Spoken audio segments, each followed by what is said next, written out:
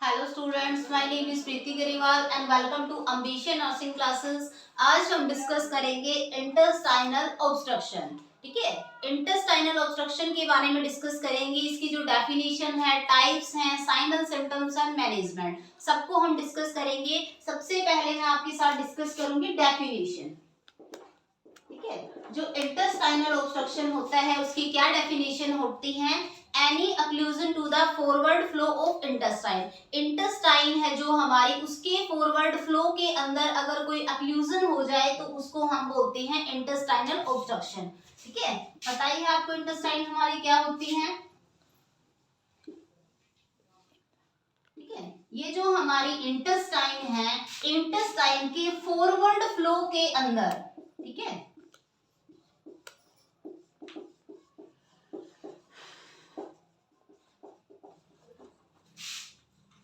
Intestine के forward flow के अंदर अगर कोई भी ऑब्स्ट्रक्शन हो जाए तो उसको हम इंटेस्टाइनल ऑब्स्ट्रक्शंस बोलते हैं। ठीक है,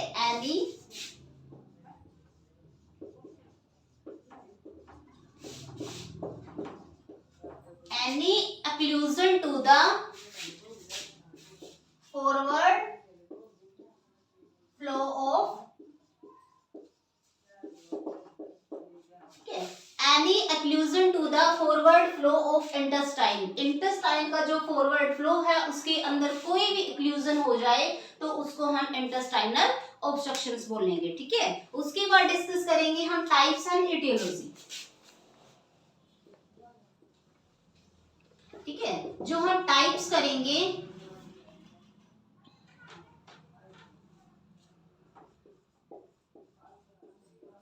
बेस्ड ऑन इटियोलॉजी। इटियोलॉजी के बेस पे हम टाइप्स को डिस्कस करेंगे। सबसे पहला होता है हमारा मैकेनिकल इंटेस्टाइनल ऑब्स्ट्रक्शन।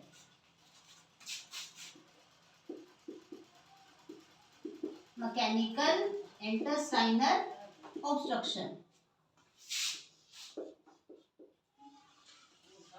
ठीक है। Mechanical intestinal obstruction, mechanical intestinal obstruction क्यों होता है? Any blockage to the lumen of intestine, any blockage to the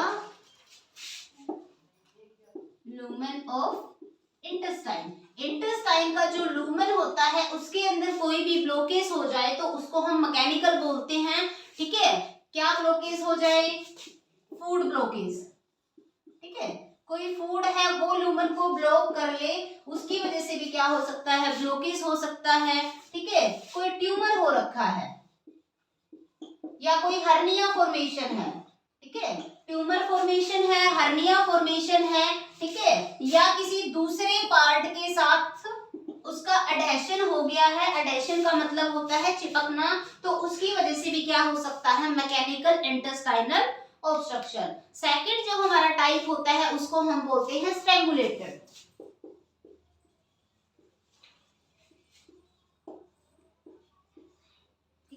पहला जो पार्ट है वो है हमारा मैकेनिकल, सेकंड जो पार्ट है वो है हमारा strangulated. It occur due to the obstructions in the blood flow of intestine. Intestine के ब्लड फ्लो के अंदर कोई भी ऑब्स्ट्रक्शन आ जाए, it occurs due to the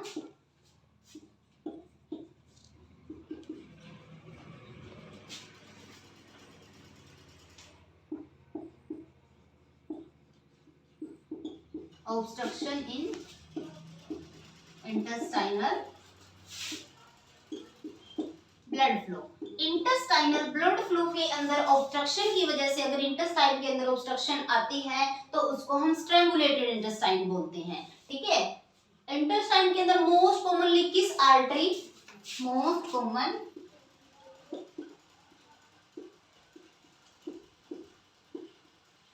mesenteric artery. ठीक है, जो मेजेंट्रिक आर्टरी है उसके अंदर अगर मान लो ब्लॉकेज हो गई है तो उसकी वजह से भी क्या हो सकता है? इंटेस्टाइनल ऑब्स्ट्रक्शन हो सकता है। ठीक है, जो थर्ड हमारी टाइप होती है वो होती है हमारे न्यूरोलॉजिकल।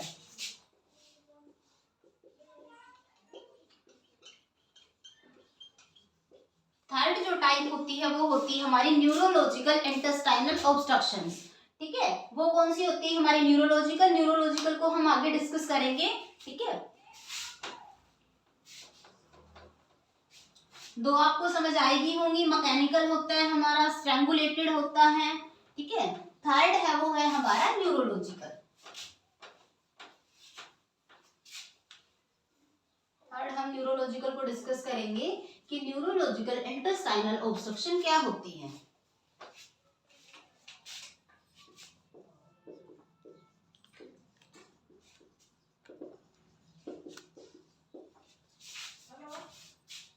न्यूरोलॉजिकल इंटेस्टाइनल ऑब्स्ट्रक्शंस, इसके अंदर क्या होगा, this condition usually develop after the abdominal surgery.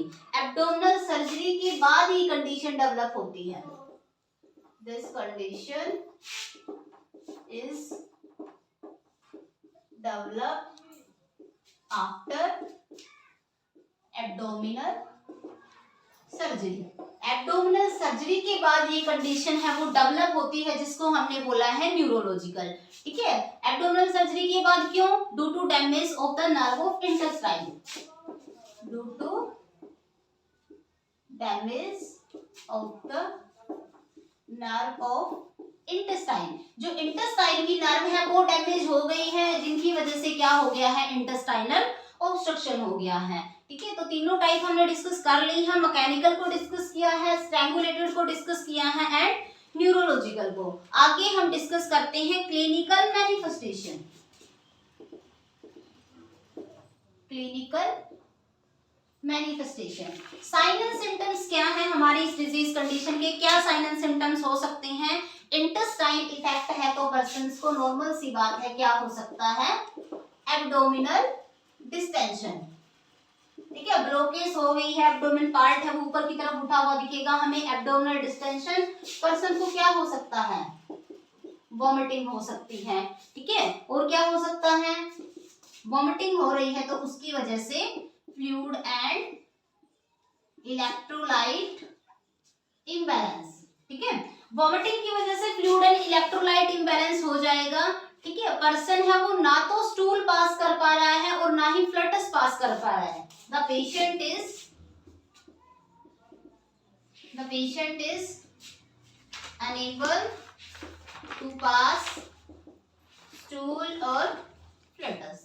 ठीक है, ना तो वो फ्लटस पास कर पा रहा है ना ही स्टूल पास कर पा रहा है। ठीक है, और हमारे साइन एंड सिम्टम्स में क्या हो सकते हैं, हम जनरल साइन एंड सिम्टम्स भी और क्या हो सकते हैं, a constant desire to defecate, a constant desire to defecate. Person को डेफिकेशंस की डिजायर होगी, स्टूल पास करने की डिजायर होगी, बट जब वो स्टूल पास करने के लिए जाएगा उसका स्टूल पास नहीं होगा। ठीक है, उसके बाद आगे देन हम डिस्कस करते हैं डायग्नोस्टिक इन्वेस्टिगेशन। ठीक है, उसके बाद डिस्कस करेंगे हम डायग्नोस्टिक इन्वेस्टिगेशन। दो कॉमन होते हैं जो मैंने आपको बताए हैं, क्या क्या, हिस्ट्री कलेक्शन और बताओ फिजिकल एग्जामिनेशन। ठीक है, हिस्ट्री कलेक्शन है, फिजिकल एग्जामिनेशन है, और हम क्या बोल सकते हैं, पर्सन को क्या बोलेंगे, यूएसजी करवाओ। यूएसजी का मतलब अल्ट्रासाउंड करवाओ, और हाँ जी हम यूज कर सकते हैं इसके अंदर एंडोस्कोपी का भी यूज कर सकते हैं। ठीक है, और क्या कर सकते हैं हम, सीबीसी करवा सकते हैं पर्सन का। सीबीसी का मतलब होता है कंप्लीट ब्लड काउंट चेक करवा सकते हैं पर्सन का। ठीक है, तो ये क्या थे हमारे डायग्नोस्टिक इन्वेस्टिगेशंस थे। एक हमारा इसका कॉम्प्लिकेशंस होता है, कॉम्प्लिकेशन को हम डिस्कस करेंगे आफ्टर मैनेजमेंट। तो पहले हम क्या डिस्कस करेंगे, पहले हम देखेंगे मैनेजमेंट। ठीक है, कि जो ये हमारी कंडीशंस होती है इंटेस्टाइनल ऑब्स्ट्रक्शन, उसको हम कैसे मैनेज करेंगे। ठीक है, मैनेजमेंट तो ऐसे नर्स हमें पता होनी चाहिए कि हम कैसे मैनेज करेंगे।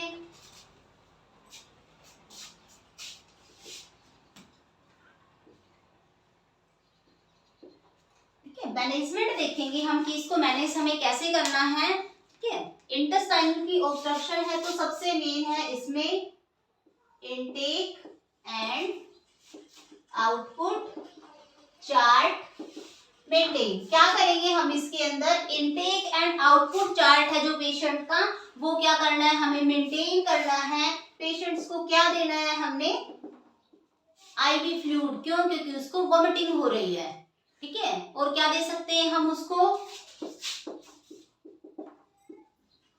मसाज वगैरह को हमें अवॉइड करना है। ये नहीं पेट दर्द हो रहा है मसाज कर रहे हैं, मसाज नहीं करनी है। जो हॉट एप्लीकेशंस वगैरह हैं उनको अवॉइड करना है, ठीक है। देयर इज नो, इसकी कोई प्रॉपर तरीके से हम ये नहीं बोल सकते कि इसकी कोई मेडिकल मैनेजमेंट है। There is no medical management, properly इसकी हम कोई मेडिकल मैनेजमेंट नहीं बोल सकते हैं इंटेस्टाइनल ऑब्स्ट्रक्शन की। जहां भी ऑब्स्ट्रक्शन हुई है हम सर्जरी के थ्रू उस ऑब्स्ट्रक्शन को रिमूव कर सकते हैं। देन हम डिस्कस करेंगे कॉम्प्लिकेशंस।